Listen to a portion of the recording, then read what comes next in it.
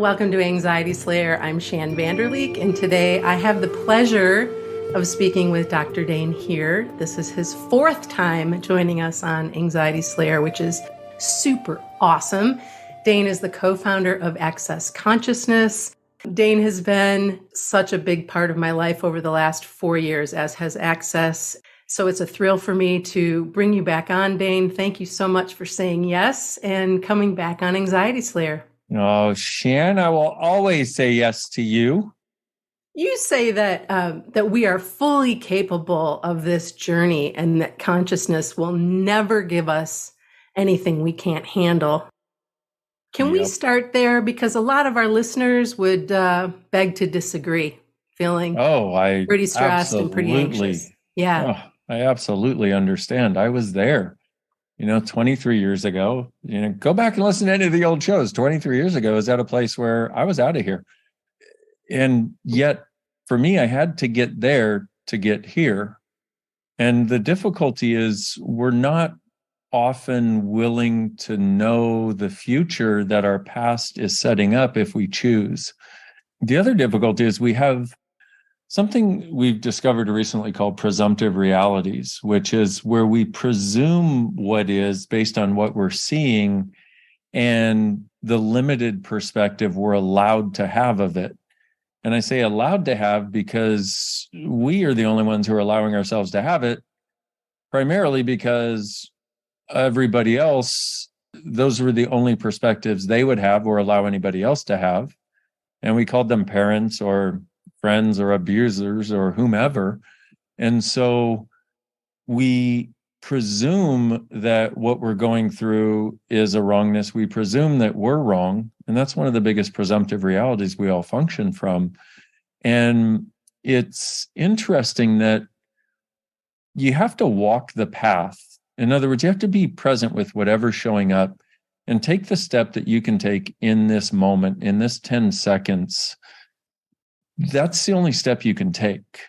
And a lot of us want to be beyond what we're currently experiencing. And once again, I understand that also. But when do we give ourselves the freedom to have the experience without knowing that we're wrong? And then recognize that it may not be the experience we'd like to be having. So now what does it take to change it? And for me, the one thing on this planet that I have found that changes it quicker than anything else, gets you out of the pain, but starts to allow you to recognize the space of your being and the space of possibilities, is these tools from Access Consciousness. And it's an interesting thing to have done so many things that did not give me the tools for the trenches of life. And then to stumble across this 23 years ago where I was going to end my life and in an hour and 15 minutes go from being depressed and suicidal to having a space of gratitude for being alive that I always knew should exist that I hadn't experienced. It's an interesting thing for me also to have this knowing about how dynamic this toolbox is, and to also recognize that there will be many people that will stick their little toe in, because unfortunately the story of people's lives is often more valuable to them than creating and living their lives. And presumptive realities go so deep. Deep. The clearings that I've been doing on presumptive realities alone and really being able to see where they're coming in, to clear them and to let them go for the first time in my life, and to be like, oh my gosh, I don't have to drag that story around anymore. As a matter of fact, it wasn't really mine to begin with. I just bought into it. And then I would start to notice all of the places that I make presumptions about things. And it was getting really obnoxious, like much more insidious than I ever knew, frankly. Yes. Well, that's actually when you know you're getting somewhere, when your choice for how you're showing up or your choice for doing the same thing again is getting obnoxious to you. Because then it's like, okay, now that sounds, in the rest of the world, that would sound like you're in judgment of you, but that's actually when you're getting out of believing you are this thing. Yeah. And now you're able to see that you're choosing it. And that's when things really get exciting, because when you're like, you know what? Enough of me being obnoxious to myself. And this is obnoxious that I keep choosing this. What else is possible? And this idea of presumptive realities, there are several things that we found recently, and probably beyond the scope of what we can go into. I mean, we've made entire days of class out of these conversations. So there are certain elements of it that basically what we found is the merry-go-round that you keep jumping back on. Even when you think you're off and free and able to go live your life, it's like, nope, climb back on the merry-go-round, climb back on the carousel. And then you go around again and again and again. And that's the way this reality, this world we live in was designed, but we don't have to buy into it. So with presumptive realities, we presume what is about everything and everyone. And because you have so much power, because your point of view creates your reality, that's what you see show up. And it seems as though you have no choice, but no, it's only because you're presuming that this is what's real and true, and this is the way things will show up, that they keep showing up that way. Right. And talk about a vicious circle and a vicious cycle that we're doing to ourselves. Yeah. And this is the thing we've got to get is we have the power. And one of the ways in which we use our power is to limit ourselves from having our power. Before we got together today, I had lunch with somebody who I've known for a very, very long time and who I care for deeply, but is one of the only people on the planet that I would. So you know how you have a dominant dog and another dog that's submissive, and that the submissive one will lay on its back and show you its belly, like I'm safe, right? Mm-hmm. Well, for years, I pretended to be the submissive doggy because it was safer in the relationship, even though I'm more potent than, okay? So today I was like, I'm not going to be the submissive puppy this time, right? I'm going to show up in full Shanness and be who I am and just see what happens. And we had such a wonderful visit. And there was no need for me to play into whatever that presumptive reality was, to position this person to feel greater than thou, or me to feel less than them, or whatever my friggin' issue was, right? It was just, no, you're getting me. You're getting all of me. And if it's too much, too bad. Wow. It was cool. That is beautiful.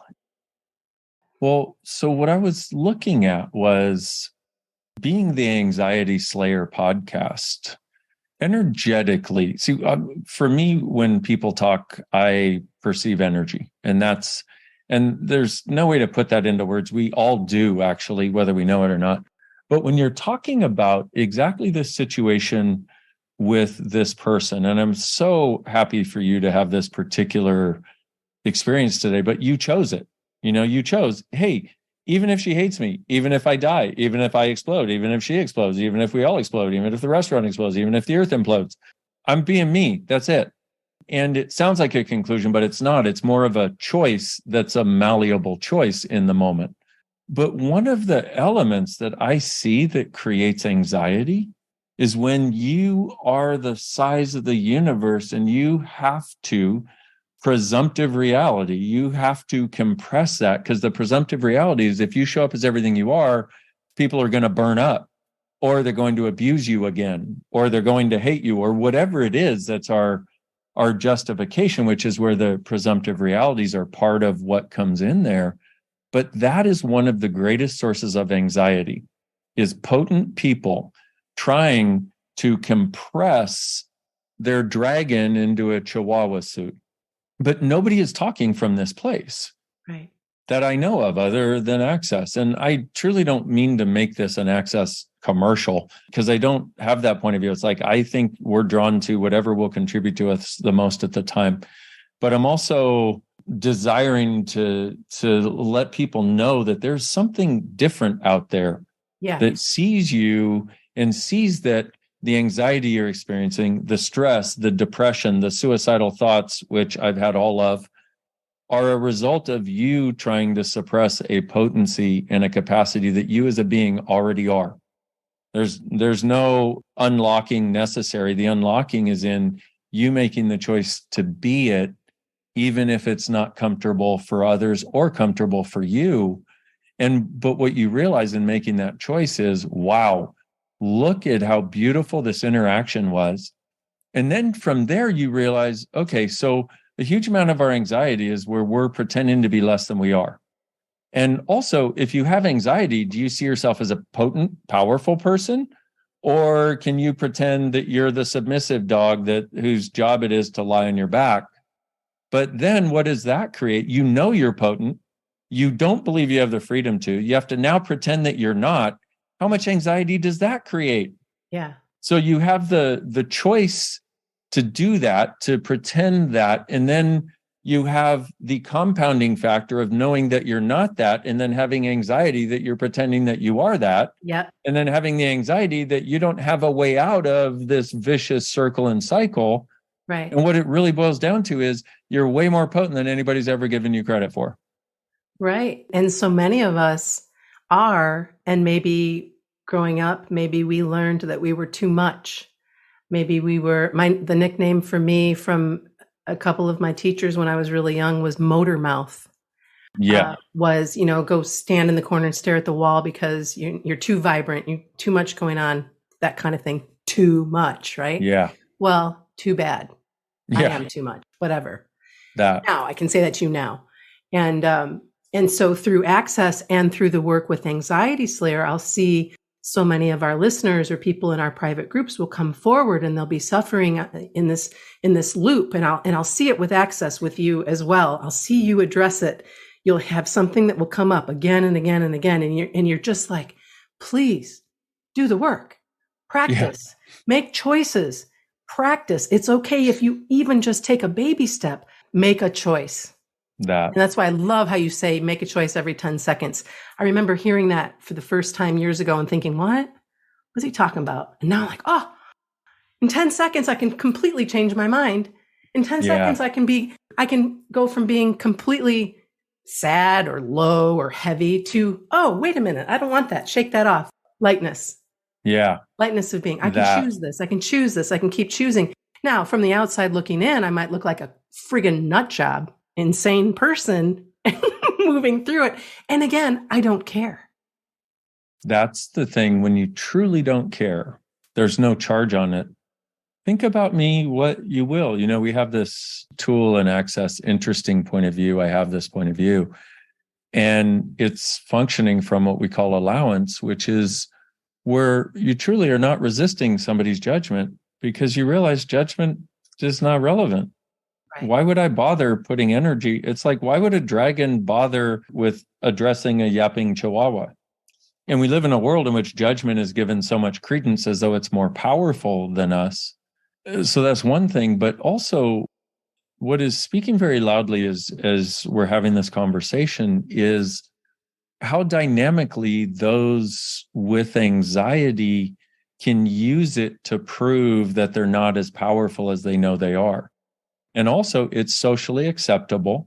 And when you have anxiety, here's the interesting part. If you turn that 180 degrees and then turn it again, and then turn it again, and turn it again, a different angle each time, you realize what's actually under there, what's masquerading as anxiety. Usually it's a bunch of potency and or a bunch of awareness of people's worlds, but we use it to put ourselves into a small box that is acceptable to others. See, I'm not that powerful. I'm very anxious. I'm not that powerful. I have many issues. I'm not that powerful. I don't like myself very much. And at a certain point, when do we get to go, you know what? Enough of me doing this to me. Yeah. No matter what it looks like, no matter what it takes, I am done doing this to me. And that's not one choice that will last forever. No. That is one demand that you make of you. And then you're going to, wake up in a few days and, you'll have a sense of your potency, which is actually you. And then the stuff of the world seems like it caves in. But for that, we have access consciousness tools. And that's what it does. It's like the universe wants to cave in, use a tool. Like, who does this belong to? Or puck and pod that shit. Or interesting point of view, I have this point of view. Or who am I trying to heal? Who am I trying to save by doing this? Because when you're committed to being a savior for people, you have to come down to their level to save them. And you can't be anything that they might judge. Otherwise, they'll reject you as their savior. While we're at it, all of you who have the demand and desire to be the saviors of mankind, and you're using your pathetic to do it, you're using your pretense that you're pathetic to do it, you're using your anxiety so you're not too much so you can still save them, and all of your presumptive realities that if you don't do that, nobody will love you and everybody will leave you, which is just a presumptive reality. It's not true. Will you destroy and uncreate it all, please? Yeah. Right and wrong, good and bad, pod and pock, all nine shorts, boys, poveds, and beyonds. If you want to know where to find that gobbledygook and use it, you can go to theclearingstatement.com. It's there. It's free. We would just like you to have access to it because it's kind of like, some people do cancel clear, but they know it's not working, but at least they're trying something. This actually cancels and clears. It does. It changes so much. And I've noticed where it helps me out and where I think it will help many of our listeners is I tend to be one of those people who I scan, looking for what's wrong. Oh, there it is. It's a pain in my body, or it's a whatever it is, right? Because of perhaps presumptive reality, perhaps needs of reactive realities, whatever it is. And then I can pock and pod it. I can catch myself and go, whoa, wait a minute. Right now, in this moment, you feel fantastic. Why do you want to shit all over that? What is that all about? Why are we looking for something to be a drag, to pull us down, to make us smaller, whatever? So pock and pod that stuff. Absolutely use the clearing statement and learn it and reach out to me in our private group if you want to know more about Access One-on-One, because it's changed my life and continues to. And it's just amazing what you can open. It's like, so talk about Pandora's box. My God. And that's the thing, is there's such a depth and a breadth to what we are as beings. And we use that continuous search for what's wrong to never believe we have access to it. And, like you said, I was the same way. It's like, what's wrong? Oh, there it is. I found what's wrong, because there must be something wrong. But that's so much of what we have right now was a result of what we grew up with. And it seems like it's embedded in our DNA. It's like it's this energetic soup we were swimming in. And so now it's like we continuously search for whatever that was, but also with the idea that somewhere we're going to find the perfect awareness, the perfect formula at the perfect time, in the perfect moment, on a perfect day, while the sun is shining in just the right angle in the sky and all the planets are exactly where they need to be. And we're going to set ourselves free. Yeah. No, it doesn't quite work that way. You get freer and freer day by day, by moment by moment, to such a degree that you look back who you were 12 months ago, you're like, wow, I can't believe I ever was that person. I truly don't care if anybody does access or not, but what if you made it one of your targets to just become a little bit more you and a little bit greater every single day? Have a little more lightness each day, a little more fun, a little more ease, a little more joy. What if that's one of the things that you could ask for somewhat comfortably and head in that direction? Because if you look at it, that's really the trajectory. We tend to want to be like, oh, okay, I need to change everything now so I can go from depressed and suicidal to happy. I've had an experience of that, actually. By and large, there are far fewer of those than an incremental change to a little less judgment of me, little more willingness to be me, little more happiness. But you build that up, even if you just do that, if you just think of that for a moment, get the sense of that, if you getting a little lighter tomorrow than you were today, and that it stays, and then grows the next day and the next. Like just look at that, get the sense of what that would be like if you just did that every day for 30 days. Yeah. I mean, recognize you after a month. You're like, whoa, things are so different. People will say to you, like your husband is like, who are you? You're like, I don't know. Well, keep being whoever that is, because it's way more fun to be around, Right. Well, and I'm glad that you brought up the fun part too, because at some point or another, I decided that being serious was where I needed to be, right? And so I have this oracle card. I don't know if you can see it or not, but it's Queen of Mischievous, because there's no question I'm a queen, but of mischievous play instead of the serious one, right? Trying to do everything right and get everything a certain way and blah. And then while doing that, scanning for all the shit that's wrong with you. And then blah, and then let's make yourself feel small. I mean, my God, it's exhausting, right? So one of the things that you taught me a long time ago was, what's right about this I'm not getting? Mm-hmm. What's right about this? So no matter where you're at, you can at least stop and go there. Wait a minute. Because chances are it will reveal itself. It might not immediately. Yeah. But it will. And man, we all have so much stuff going on, and access can just help you clear it by degrees. And like Dain said, if you don't want to do it, then just focus on improving your quality of life. Does this feel light for me? Does this feel heavy for me? There's a big difference in lightness of being and that heaviness. And full disclosure, took me 2 years to be able to tell. Yeah. I get that. I don't. And it does. But it's okay, because I'm starting to see it now. But for a while I was like, I don't know. Yeah. What's that? Yeah. Well, and that's a fundamental awareness. The tool is what's true for you makes you lighter, or the awareness is what's true for you makes you lighter, and a lie makes you heavier. And it's so interesting that most of us are like, I have no idea, when you start. But that's another one of those things. If you look at that, it's like, how much must we have embraced what is not true about us if we have such a difficult time knowing what is? And okay, cool. But welcome to this reality. That's basically its job. I don't know why. I don't know how, but actually, I do know why and I do know how, but it's not worth talking about. But it's just what is here.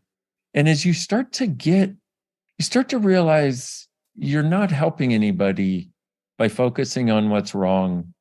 You're not helping anybody by staying in the heaviness. You're not saving anybody. You're just diminishing yourself. And in fact, if you're doing anything, you're diminishing the contribution and the gift that you could be for you and everybody in your life. And the thing about the light and heavy is another thing spurred when you just mentioned that. And I want to bring this up because my sense is a huge number of the people who have anxiety are the X-Men, the people with ADD, ADHD, OCD, autism, not clinically diagnosed or even diagnosable, possibly, which is the gift of it, actually, because then you can't be put into a box of, you're wrong, take a drug, we'll see you later, bye, be more normal. Right. But a lot of us are so, if I boil it down to one word, which is, well, I guess a few words, highly sensitive and aware. Mm-hmm.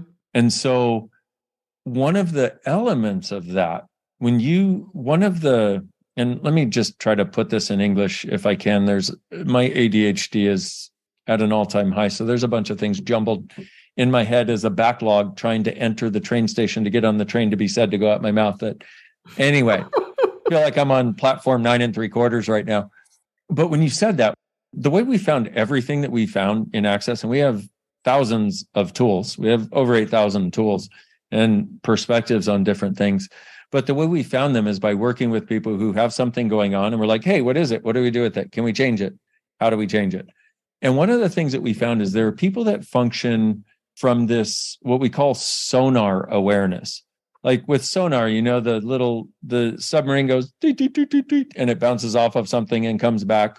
Or the dolphin is like, where's my food? Beep, beep, beep, beep, beep. Oh, there it is. Okay. And some people, they get their awareness so fast that once they go to think about their awareness, it's already too late.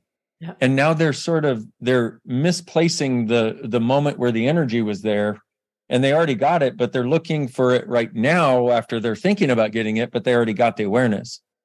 And so that was one of the things that came up. And I have no idea why I'm talking about this. I've just learned that when I go to say something, if somebody's asking a question, usually there's somebody out there who goes, oh, that's what I needed to hear that nobody else is talking about.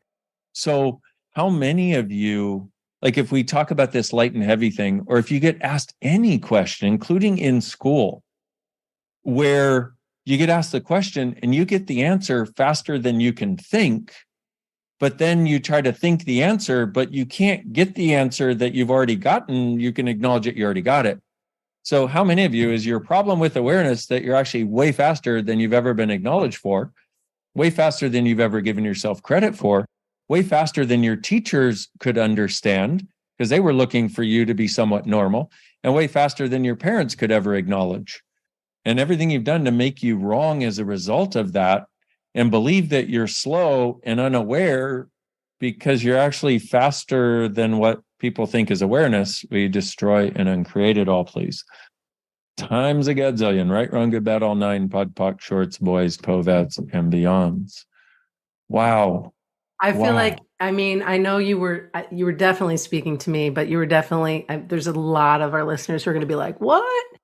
And I do want to say, if you're listening and you kind of space out or we sound like we're speaking a completely different language, that's totally normal.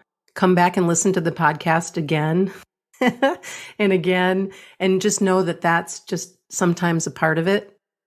Yeah. It just is. I know that it is for me. I will go back and watch a class or listen to something that we created years ago or that you created a long time ago, and it'll hit me different every single time I listen to it. I mean, like, wait a minute, I was there. What's that? What? What? You gets it when you gets it, right? That is exactly how it works. And it's kind of like this so we've talked about presumptive reality, which is where we literally presume and create the nature of reality itself.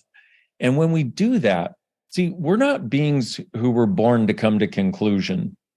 We're beings who are born to not come to conclusion, which is why we have such tough time making decisions, because it's like, well, why do I have to choose just one thing? And why do I have to choose this particular time? And why do I have to make an appointment? And why do I have to figure all this out right now? Can't I get there first? So if we look at this, it's like you're surrounded by this concrete sphere and you're only able to look through one little hole at reality. Yeah. And that's what you call reality. That's all you can see. Therefore, you consider that that's all reality is. And it would be one thing if we were cognitively aware of this, but we're not. And this is where Access works so dynamically, is it works beyond your cognitive mind. It goes to your being. So your cognitive mind doesn't even have to grok it, doesn't even have to really understand it. And in fact, if you're willing to let it work anyway, with the clearing statement and these awarenesses, it actually can work even more dynamically for you. But what happens is, so you're there, you're listening to this conversation.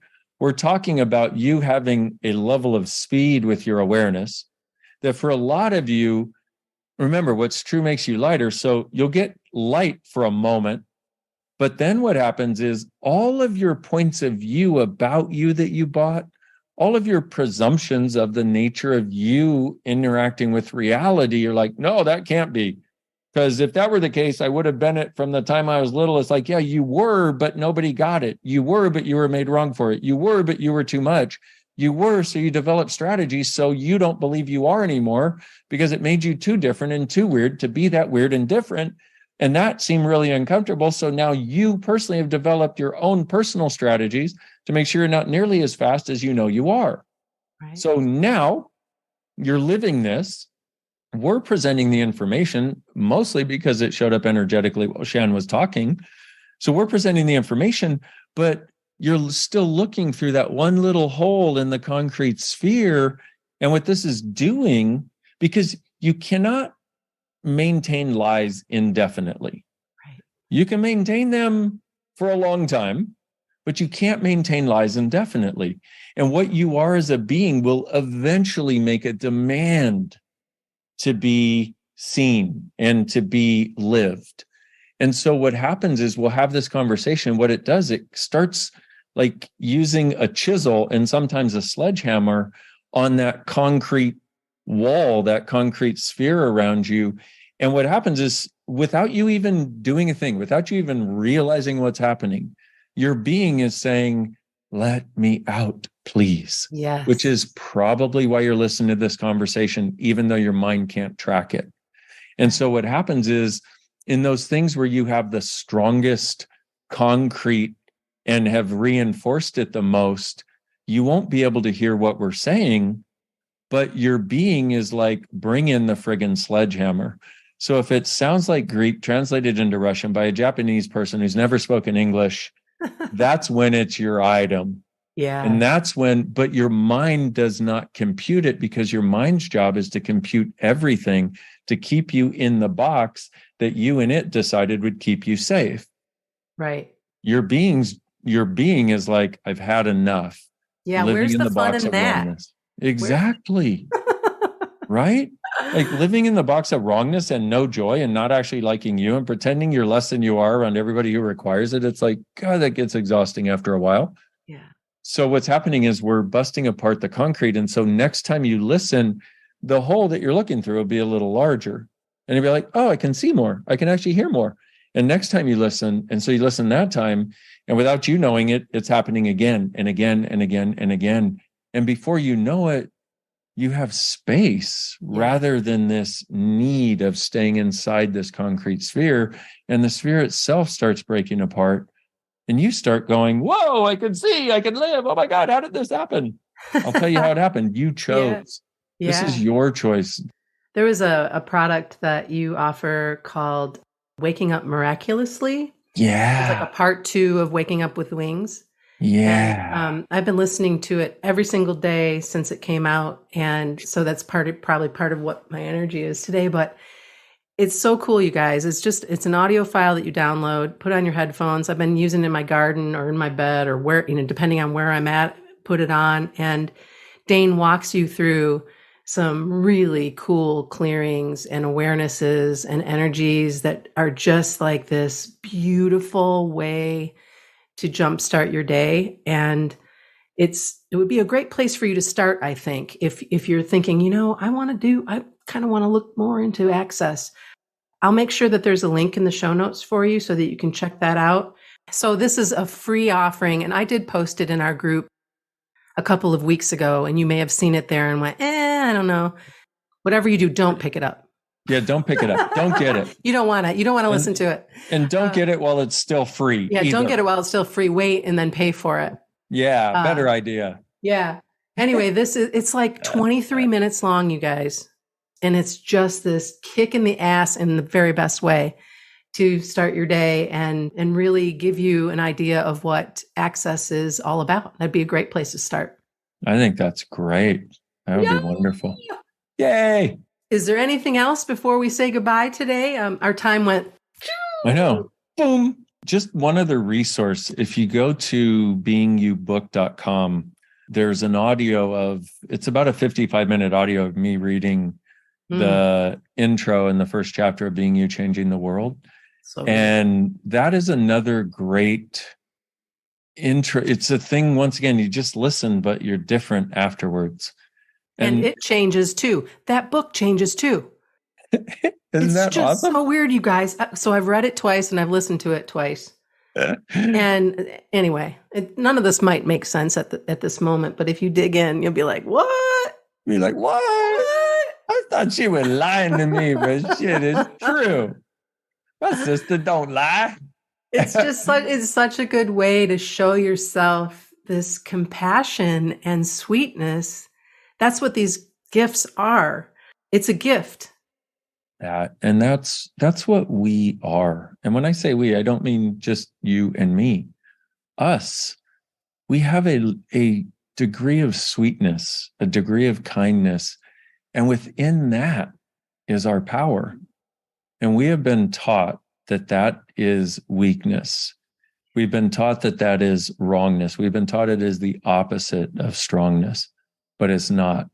And it's finally time for the lies to disappear and be exposed for what they are, the lies we've been telling us about us, but also the lies in the world that make it seem as though the kind contributory creatures of the world are the powerless ones. No, kind contributory creatures are the power of a different possibility. Oh, yeah. Oh, yeah. Oh, yeah. Well, Dain, thank you so much for making time today. It's so awesome to spend some time with you and to share in this awesome energy soup of happiness and access. Woo! And woo! Um, you can learn more about Dain and Access Consciousness at drdainheer.com. And I'll have lots of information in the show notes. We'll have information in our private Anxiety Slayer group. And you can ask me questions. Obviously, I think this would be such a gift to give yourself. And you are such a gift to the world and everybody that you support, Dain. Thank you. Thank you. Thank you for that acknowledgement. And I thank you for being such a phenomenal source of lightness. Thank you.